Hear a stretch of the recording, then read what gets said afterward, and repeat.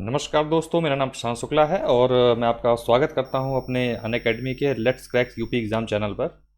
और आपको मैं बहुत शुभकामनाएं देता हूं जो आने वाले एग्ज़ाम्स हैं, ख़ासतौर से यूपी पीसीएस 2020 का जो प्री है 11 अक्टूबर को है।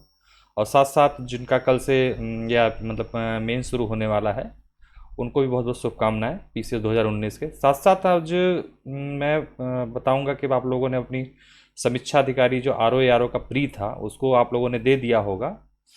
तो उम्मीद करता हूँ सबका प्री अच्छा हुआ होगा और सारी चीज़ें बढ़िया रही होंगी।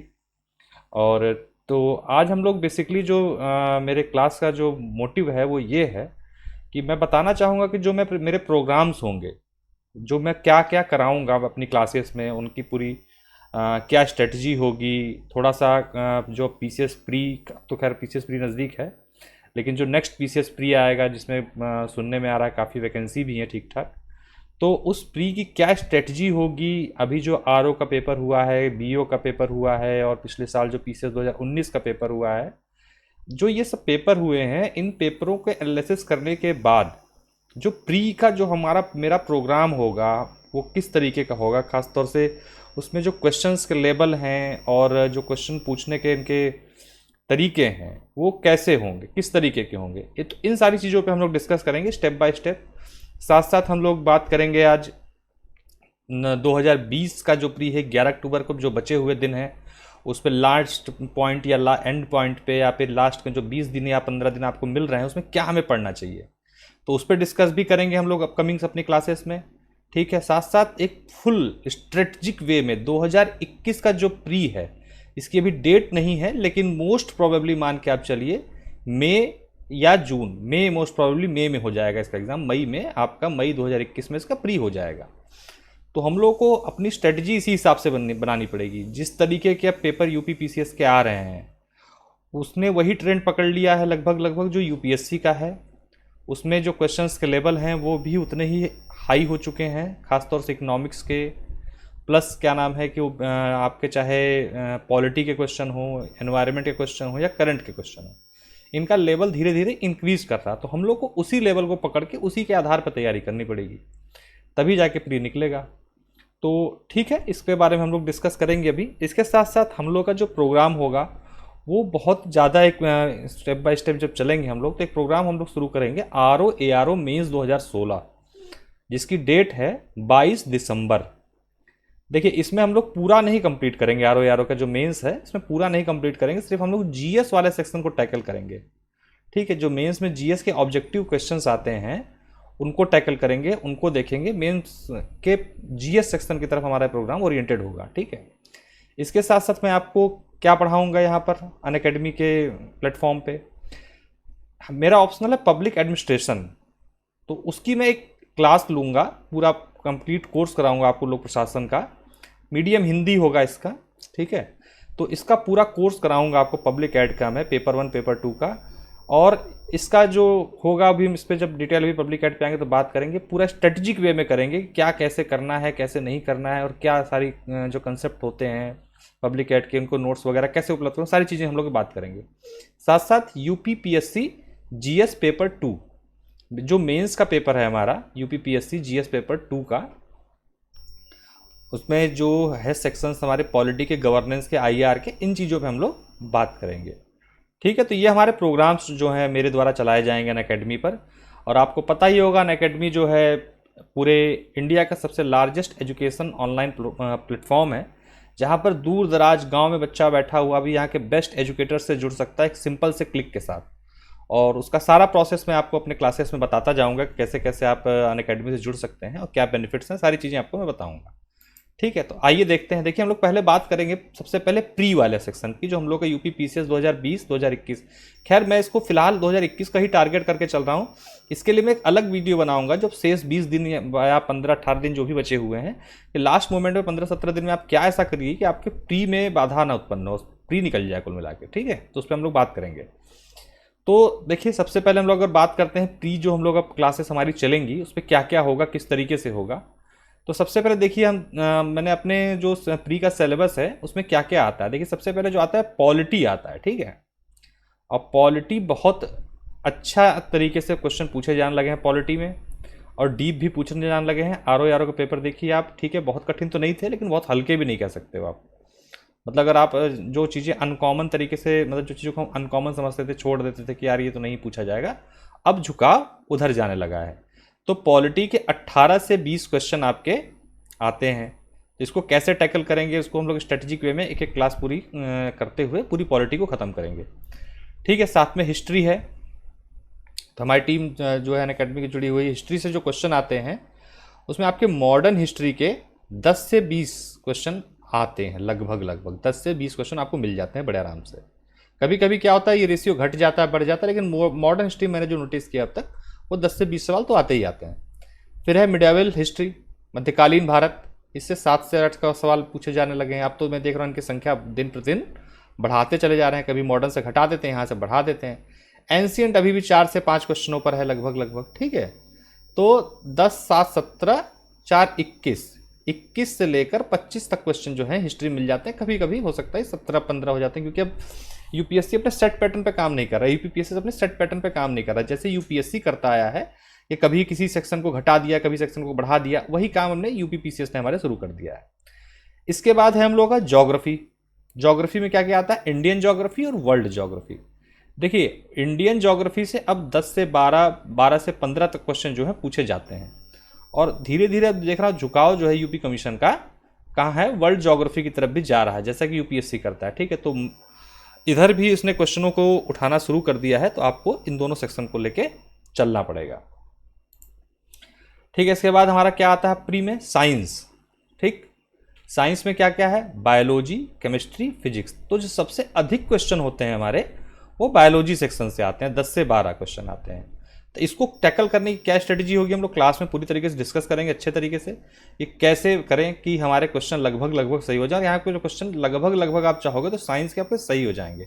कुछ तरीके हैं, कुछ उसकी कुछ नोट्स हैं या कुछ बुक्स हैं जो मैं आपको क्लास के दौरान बताऊंगा, या कुछ मटेरियल्स आपको उपलब्ध कराऊंगा, जिससे आपके क्वेश्चन लगभग फंस जाएंगे सारे के सारे। ठीक है, तो ये क्वेश्चन हम लोग जो साइंस का है, बायोलॉजी से 10 से 12 क्वेश्चन, केमिस्ट्री से बहुत कम आते हैं, 2 से 3, फिजिक्स से 3 से 5 आते हैं। ये जो मैंने लिख दिया इसका मतलब ये नहीं फिक्स हो गया है, समझे आप, ये घटता है बढ़ता है, लेकिन एक इनकी लिमिट है। मतलब कहने का अर्थ है आपको साइंस के सेक्शन में बायोलॉजी पे सबसे अधिक ध्यान देना है, उसके बाद आप 2-3 सवाल केमिस्ट्री पे के आधार के हिसाब से तैयार कीजिए, चैप्टर छाट के कीजिए अगर कम टाइम है तो। और अगर मान लीजिए पूरा आप जैसे आप 2021 का टारगेट करेंगे तो, लेकिन क्योंकि जो हमारी क्लासेस चलेंगी वो थोड़ी ऐसी रहेंगी कि जैसे अब जो आरओ वाले बच्चे हैं वो भी क्या कहते हैं इसका लाभ उठा रहे हैं, तो मैं चाहूँगा कि अगले प्री तक 2 से 3 बार क्या कहते हैं कि इन सारी चीज़ों को ख़त्म करा दूँ। ठीक है, तो क्या होगा आपके लिए भी बहुत बेहतरीन हो जाएंगी चीज़ें, और जो आरओ वाले हैं उन लोगों को भी बहुत अच्छे से काम उसका मतलब फ़ायदा मिल जाएगा, और वो फिर रिवाइज कर लेंगे। फिर हम लोग बात करेंगे, देखिए फिजिक्स में 3 से 5 सवाल आते हैं, इसके भी लिमिटेड है, ज़्यादा नहीं है कुछ ऐसा। ठीक है, इसके बाद एक टॉपिक है एनवायरनमेंट, इकोलॉजी एंड एनवायरनमेंट जो आता है, उससे भी देखा गया कि आप क्वेश्चन का स्तर थोड़ा एक्सटेंडेड किए जा रहे हैं, साथ साथ उनकी संख्या भी बढ़ती चली जा रही है। तो 10 से 12, 15 तक सवाल, 17, 18 तक सवाल भी मैंने देखे हैं कि यूपी कमीशन जो है अब एनवायरनमेंट सेक्शन से उठा रहा है। ठीक है, उठाना भी चाहिए, पर्यावरण इस टाइम पे बहुत महत्वपूर्ण टॉपिक है पूरे विश्व के लिए, तो हमें क्या कहते हैं पढ़ना चाहिए इसको, और साथ में जो भी कमीशन एग्जाम कराते हैं यहाँ से क्वेश्चन जरूर उठाना चाहिए, क्योंकि यहाँ से ही ज्वलंत टॉपिक मिलते हैं, यहाँ से ही क्या कहते हैं कि आपको वो सारी चीज़ें पता लगती हैं जो आपको पता होनी चाहिए एक मनुष्य के नाते, कि आपको क्या करना चाहिए क्या नहीं करना चाहिए अपने पर्यावरण को सुरक्षित रखने के लिए। ठीक है, तो उसका मतलब इसको सेंस में लेते हुए यहाँ से क्वेश्चन धीरे धीरे बढ़ रहे हैं और कठिन सवाल पूछे जा रहे हैं।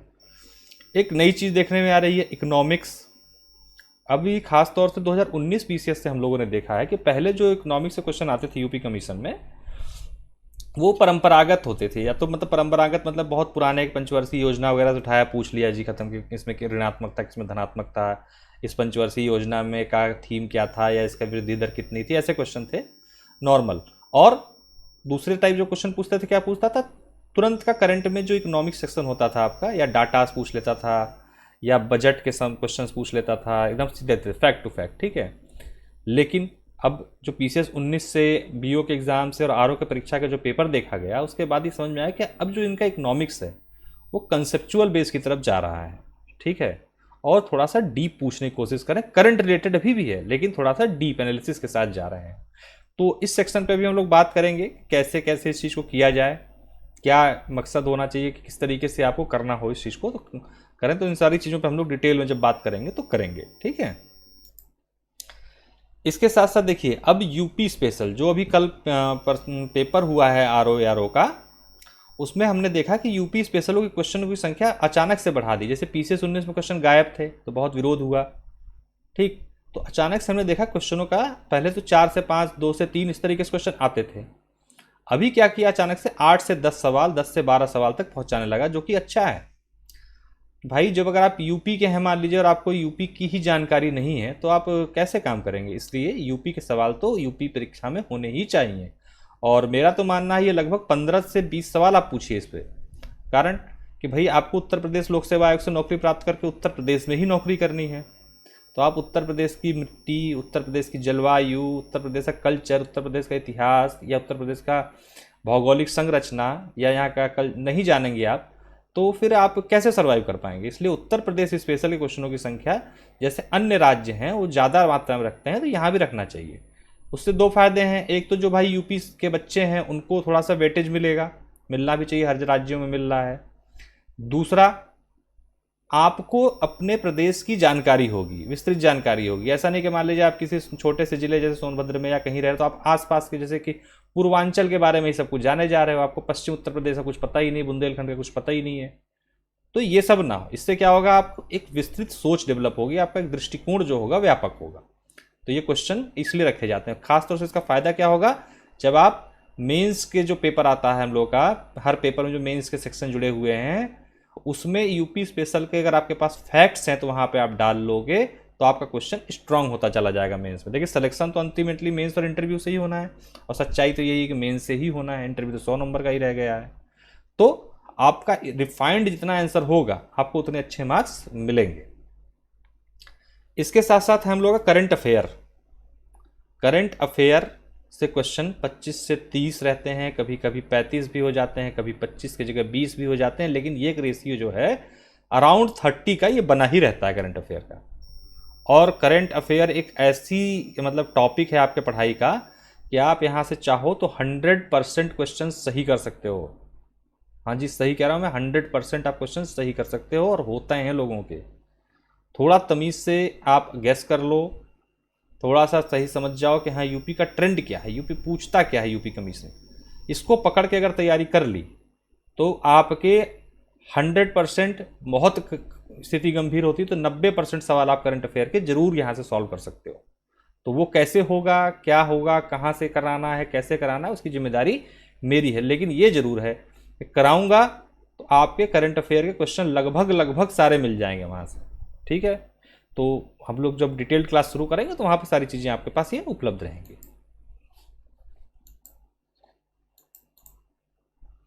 ठीक, इसके चलिए अब हम लोग का देखिए, ये यूपी स्पेशल की बात हो गई। अब देखिए, अब हम लोग बात करते हैं जरा सा, ये तो हो गया यूपी पीसीएस, हमने अब तक जो बात की ये था हम लोग का यूपी पीसीएस 2020 के संदर्भ, 20 और 21 के संदर्भ में, खास तौर से डिटेल्ड है तो ये 21 के संदर्भ में था। अब हम लोग थोड़ा सा बात करते हैं अपने आरओ सेक्शन को। जो आरओ का मेंस है 16 वाला, 2016 का 22 दिसंबर 2020 को से शुरू होगा। तो उसमें हम लोग बात सिर्फ करेंगे सिर्फ जीएस के सेक्शन की, ठीक है। हम लोग बात नहीं करेंगे हिंदी की, हम लोग बात नहीं करेंगे निबंध की, लेकिन हमारे अनअकैडमी पे वो सारी चीज़ें उपलब्ध हैं। हिंदी की क्लासेस भी स्पेशली आरओ मेंस के लिए चलेंगी, उसके साथ साथ निबंध की क्लासेस भी चलेंगी, गेस्ट निबंध भी दिए जाएंगे आपको, ठीक है, सारी चीज़ें होंगी।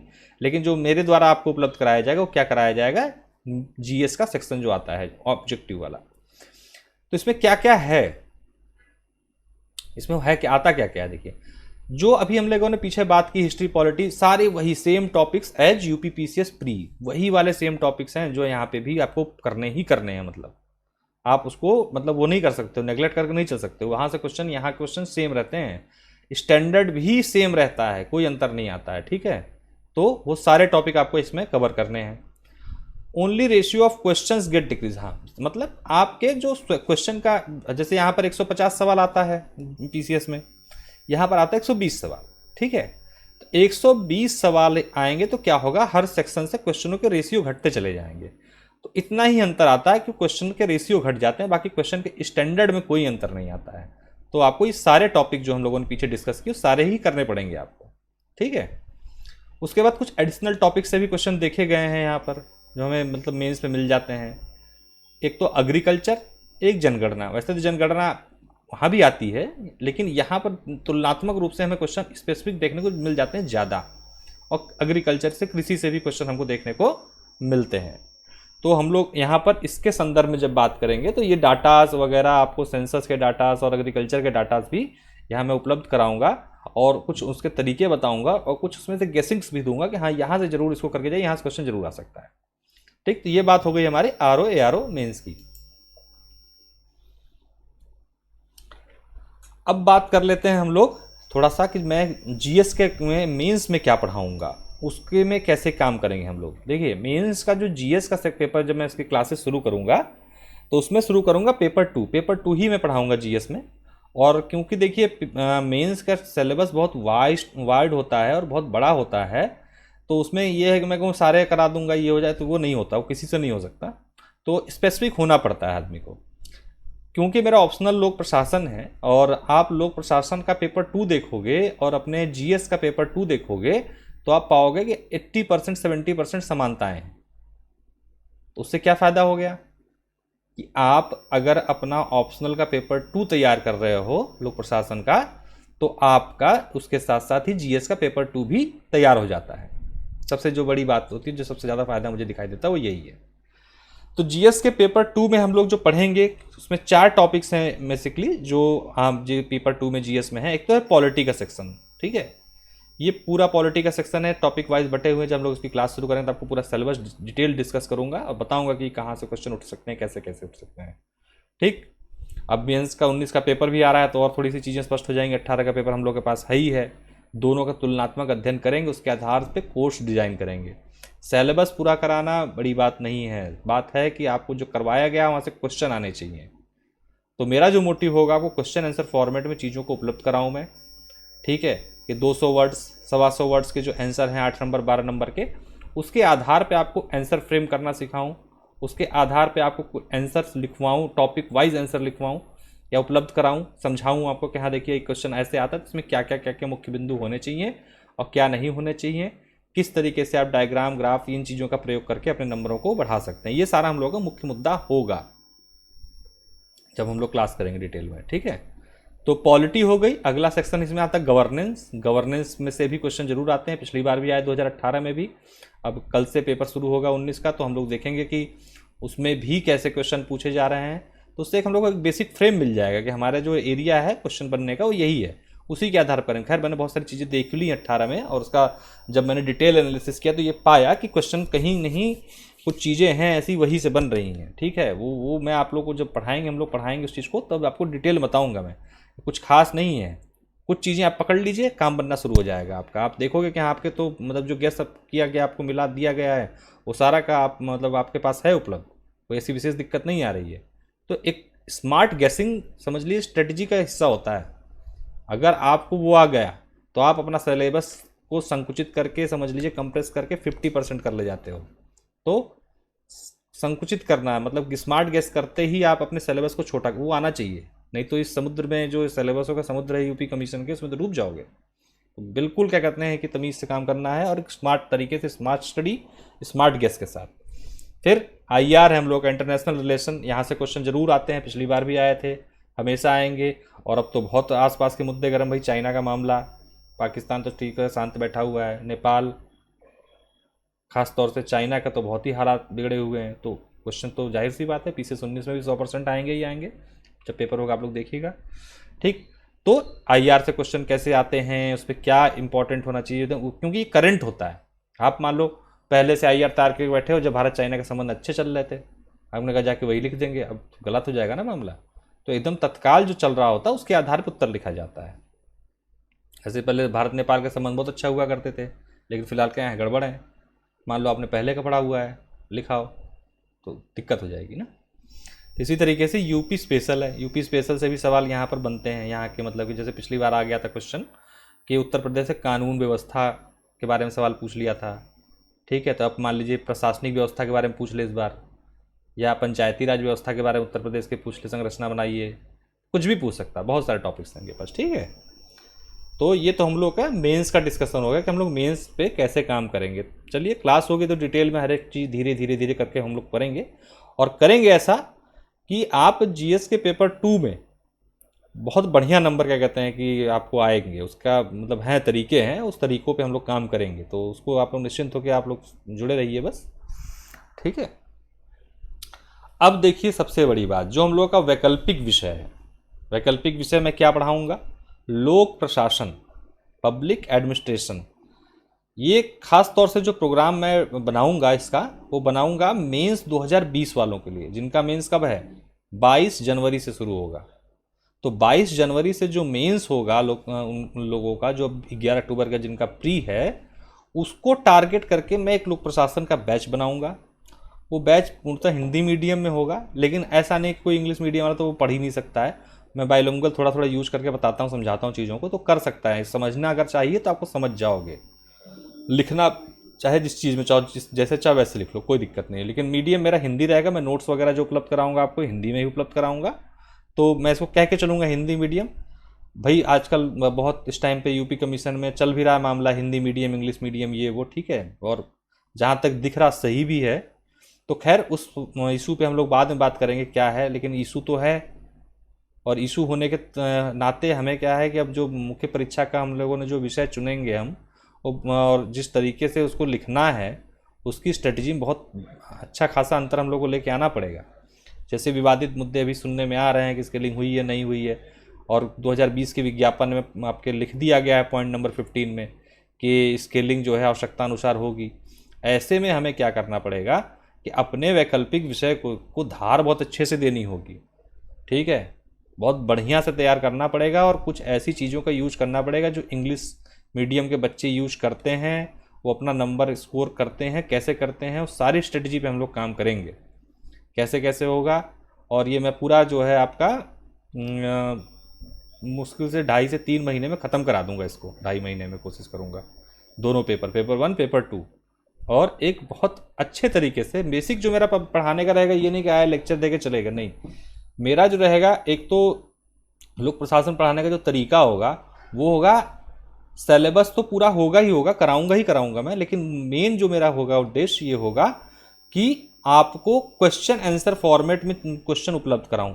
देखिए ये तो पॉसिबल है नहीं कि सारे क्वेश्चन क्या कहते हैं क्वेश्चन आंसर फॉर्मेट में उपलब्ध करा दिए जाएं, लेकिन हाँ, जिस टॉपिक से जिस तरीके क्वेश्चन अब तक आए हैं या जो आने की संभावना बन रही होगी, उसका एक मोटा मोटा फ्रेम आपको उपलब्ध कराया जाएगा, जिससे आपको आइडिया लग जाएगा कि भाई नवीन लोक प्रबंधन का क्वेश्चन आया तो इस तरीके से लिखना है, नवीन लोक प्रशासन क्वेश्चन आया है, दोनों में तुलना कराया है तो कैसे किया जाए, ठीक है। या टेलर पे क्वेश्चन आ रहा है तो किस तरीके से क्वेश्चन पूछे गए हैं, तो उसमें हम मतलब क्या क्या होना चाहिए, ठीक। उसके साथ साथ कुछ ऐसी ट्रिक्स जिससे आपका स्कोर 250, 270, 280 के आसपास आए, उस पर भी डिस्कस करेंगे हम लोग। फिर हम लोग डिस्कस करेंगे how to correlate paper 1 and 2। देखिए ये बहुत इंपॉर्टेंट है पब्लिक एड में कि आप दोनों पेपरों को आपस में रिलेट कैसे करते हो, कोरिलेट कैसे करके लिखते हो, उन बिंदुओं को कैसे उठा के जब पेपर 2 सॉल्व करें तो उसमें कुछ पॉइंट पेपर 2 के 1 में डाल दीजिए, 1 के 2 में डाल दीजिए, कैसे होता है। और ये समझ लिए बहुत हेल्पफुल है, बहुत फ़ायदेमंद है नंबर बढ़ाने के लिए। और इससे टीचर को ये पता चल जाता है कि आप सिर्फ रट्टा मार के नहीं आए हो, आपको एक गहरी जानकारी है लोक प्रशासन की। तो ये बहुत फ़ायदेमंद चीज़ होती है। और ये जो नहीं करते हैं वो फिर वही 180-200 के आसपास अटकते हैं, कहते हैं बड़ा ख़राब सब्जेक्ट है भाई, नंबर नहीं आते, ये नहीं होता वो नहीं होता। तो उन चीज़ों से बचना है। कुछ तरीके हैं, कुछ ट्रिक्स हैं, उसका यूज कीजिए आप किसी भी वैकल्पिक विषय में। और ख़ासतौर से यहाँ तो बड़ा इंपॉर्टेंट है इसका रोल, क्योंकि भाई देखिए मतलब पब्लिक एड पेपर 1 क्या है, एप्लीकेशन, थ्योरी है, और पेपर 2 क्या है, उसी का एप्लीकेशन है। तो जब आप एप्लीकेशन में थ्योरी के कुछ एग्जाम्पल्स दोगे तो जाहिर सी बात है उसे समझ में आएगा इस आदमी को पूरी जानकारी है, नंबर मिलेंगे ही मिलेंगे। तो उन पर बात करेंगे हम लोग आराम से, कहाँ कहाँ डायग्राम बनाने हैं, किस तरीके से डायग्राम यूज करना है, और डायग्राम का कितना फ़ायदा है, कितना नुकसान है, सारी चीज़ों पर डिस्कस होगा। और डायग्राम वगैरह सारी चीज़ें उपलब्ध कराऊंगा कि हाँ इस क्वेश्चन में आप ये डायग्राम बना सकते हो, डाल सकते हो, ये सारी चीज़ों पर हम लोग बात करेंगे, ठीक। इसके साथ साथ एक बहुत इसमें इंपॉर्टेंट हो जाता है पब्लिक एड में कि how to correlate current facts and incident, मतलब तत्कालिक घटनाएं और जो करंट में कुछ मुद्दे हो रहे हैं मान लीजिए, तो उसको हम कैसे जोड़ें, कहाँ जोड़ें, क्या ऐसे लिख दें कुछ भी नहीं, इसका एक तरीका होता है। आंसर लिखते लिखते हमें क्या कहते हैं, इसको बनाना पड़ता है उस चीज़ को। और नहीं भी मान लीजिए बन पा रहा तो उसका भी एक तरीका है कि कैसे आंसर में हम डालें अपनी बात को कि भाई ये घटनाक्रम अभी हुआ है तो ये बड़ा इंपॉर्टेंट है। तो ये सब चीज़ें एकदम करनी पड़ेंगी। अपडेट रहने की जिम्मेदारी मेरी है और आपको आप तक पहुंचाने की भी जिम्मेदारी मेरी है। कैसे होगा वो सब हम करेंगे। आपको बस क्या कहते हैं कंसंट्रेट होकर हमसे जुड़े रहना है और चीज़ों को समझना है, ठीक है, स्किप नहीं करना है। आप जुड़िए, अपने दोस्तों को जोड़िए, करना है। मतलब कोर्स ड्यूरेशन की बात तो मैंने बता दिया, 2.5 से 3 महीने लगभग मैं पब्लिक प्रशासन को ख़त्म कर दूंगा, ठीक है। ये तो कोर्स ड्यूरेशन की बात हो गई, ठीक है। तो अब इसके अलावा जो है मोस्ट इम्पॉर्टेंट जो है क्या है कि सबसे ज़्यादा ज़रूरी क्या है हम लोगों में कि क्या पढ़ना है क्या नहीं पढ़ना है, ठीक है। उसमें सबसे ज़्यादा ज़रूरी यही होता है इसमें कि मोस्ट इम्पॉर्टेंट है जो हम लोग को जानना चाहिए कि what to study what not to study. मतलब सबसे बड़ी समस्या है कि हमें पता ही नहीं है हमें छोड़ना क्या है। और इस तैयारी की सबसे जो महत्वपूर्ण चीज़ है वो यही है कि हमें छोड़ना क्या है। हम सब सोचते हैं कि पढ़ डालें, सब खत्म कर डालें। कर सकते हो आप भाई, बिल्कुल कर सकते हो, लेकिन आप इस तरीके सोचो कि आप जब रिवीजन करो तो उतनी चीज़ें आप रिवीजन करने लायक स्थिति में आप पहुँचे रहो। मतलब उतना हो आपके पास समेटा हुआ सब कुछ कि हाँ जी एक दिन का समय मिलता है तो रिवाइज करके हम लिखाए। क्योंकि जब मेंस होंगे आपके, खासतौर से मेंस की बात अभी कर रहा हूँ मैं, तो क्या होता है जीएस में तो कोई गैप है ही नहीं, ऑप्शनल में 1 दिन का गैप मिलता है। तो आप सोचो कि मैं संपूर्ण क्या कहते हैं ऑप्शनल 1 दिन में रिवाइज कर डालूंगा पेपर 1 पेपर 2 दोनों, तो ये भ्रम है। हो जाता है, लेकिन उसका एक तरीका है कि आप कुछ टॉपिक्स को एकदम कंक्रीट कर लीजिए अपने और कुछ टॉपिक को लाइटली लेकर चले जाइए। तो वो कैसे किस टॉपिक पे करना है काम, किसको लाइटली, वो सब मेरी जिम्मेदारी। जैसे जैसे ट्रेंड बदल रहा है उस सारे ट्रेंड्स के हिसाब से हम लोग काम करेंगे, ठीक। और बुक्स एंड मटेरियल्स, कुछ लोग क्लास करने के दौरान कहते हैं सर कुछ बुक्स भी बताइए, मटेरियल्स। तो मटेरियल तो देखिए मैं दूंगा, पीडीएफ वगैरह मैं आपको उपलब्ध कराऊंगा। जिसको बहुत बुक्स की वागी होंगी तो मैं बुक्स भी बताऊंगा कि आप ये किताबें पढ़ लीजिए, और कुछ आप नहीं भी पूछोगे तब भी बताऊंगा कि आप इसको पढ़िए। क्योंकि होता क्या है कि वो किताब पढ़ना जरूरी हो जाता है, बिना किताब पढ़े वो बात आती नहीं है कुछ टॉपिक्स के लिए। तो हम कहेंगे आपसे अनिवार्य रूप से किताबें पढ़िए। तो ये जो 4 पॉइंट्स हैं ये सिर्फ मेंस में नहीं, ये प्री में भी क्या कहते हैं बहुत यूज़फुल हैं। भाई हम कूड़ा बहुत सारा पढ़ डालते हैं और काम की चीज़ जो है हमारे पास होती कम है। तो हमें यही जानना है कि कूड़ा कितना है, इस कूड़े से हमें कितना दूर रहना है, इन सब चीज़ों पे हम लोग बात करेंगे। तो ये हम लोग आज ओरिएंटेशन सेशन का मुझे बताना था कि आप लोग को मेरा पूरा प्लान क्या है, कैसे कैसे हम लोग इस चीज़ को करेंगे। तो ये मेरा पूरा प्लान है और इसको हम लोग जल्दी ही इम्प्लीमेंट करेंगे, जल्दी शुरू कर देते हैं। और हम मुझे पूरी उम्मीद है कि आपके लिए बहुत हेल्पफुल और यूज़फुल होगा। तो ठीक है, इसी के साथ मैं विदा लेता हूं और बहुत बहुत आपका धन्यवाद अनअकैडमी से जुड़ने के लिए, मुझसे जुड़ने के लिए। मेरा नाम प्रशांत शुक्ला है और मैं आप लोगों को चीज़ों को इसी तरीके से उपलब्ध कराता रहूँगा और एक बेहतरीन क्या कहते हैं कि आपको प्रशासक बनाने की जिम्मेदारी मेरी है। तो नमस्कार दोस्तों, धन्यवाद।